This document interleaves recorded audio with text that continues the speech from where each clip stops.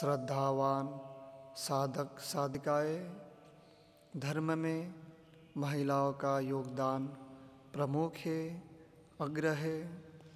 देखने को तो पुरुष आगे आगे दिखाई देता है, सामने दिखाई देता है, ऊपर ऊपर दिखाई देता है, लेकिन इनका पूरा भार महिलाएं ही उठाए हुए हैं, संभाले हुए हैं। उदाहरण के रूप में बुद्ध के जीवनी को ले लेते हैं। सिद्धार्थ का जन्म एक महिला के कोख से हुआ। इनका पालन पोषण दूसरा महिला ने किया। कुछ समय विवाहित जीवन एक महिला के साथ बिताया। गृह त्याग के बाद भी एक महिला के खीरदान उनके बुद्धत्व प्राप्ति में सहायक हुआ। इस प्रकार सिद्धार्थ से बुद्धत्व प्राप्ति तक के सफर में महिलाओं का भी विशेष योगदान है।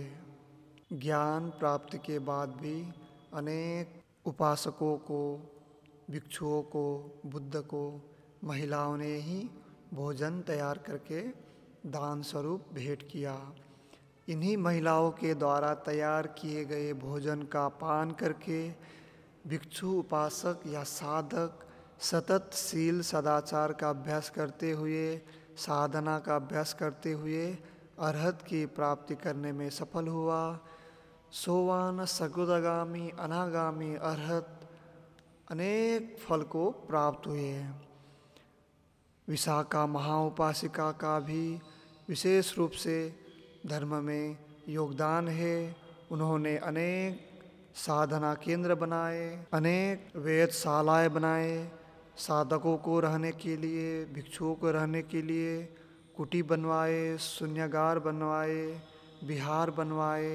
सामाजिक परिवर्तन और तमाम लोगों के मतभेदों को देख करके धर्म में नए नियम कानून, नए नीति बनाने में विशाखा महाउपासिका और बहुत सारे महिलाओं का भी विशेष योगदान है।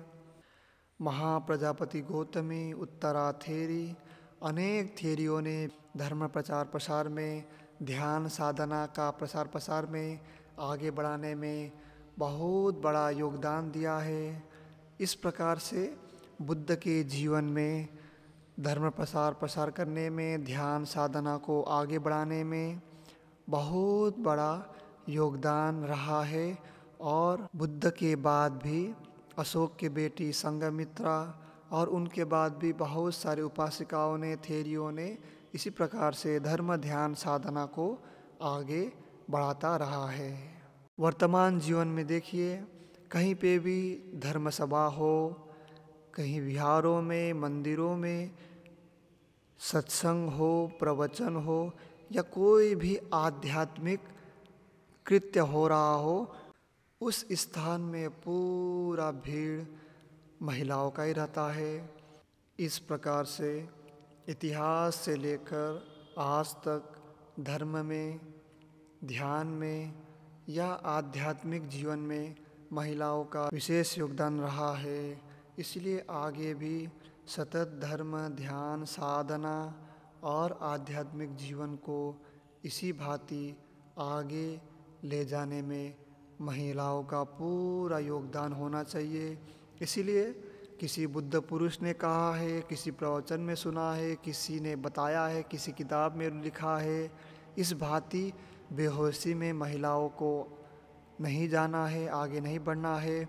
जो भी कुछ कर रहे हैं, ध्यान साधना का अभ्यास, आध्यात्मिक जीवन या कोई भी ऐसे आध्यात्मिक क्रिया कर रहे हैं, उन सभी क्रियाओं में होशपूर्वक जागते हुए और पूरे तन मन धन से उस कार्य को सफल करने में आगे आना चाहिए।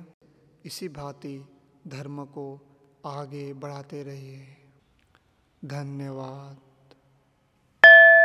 साधु साधु साधु।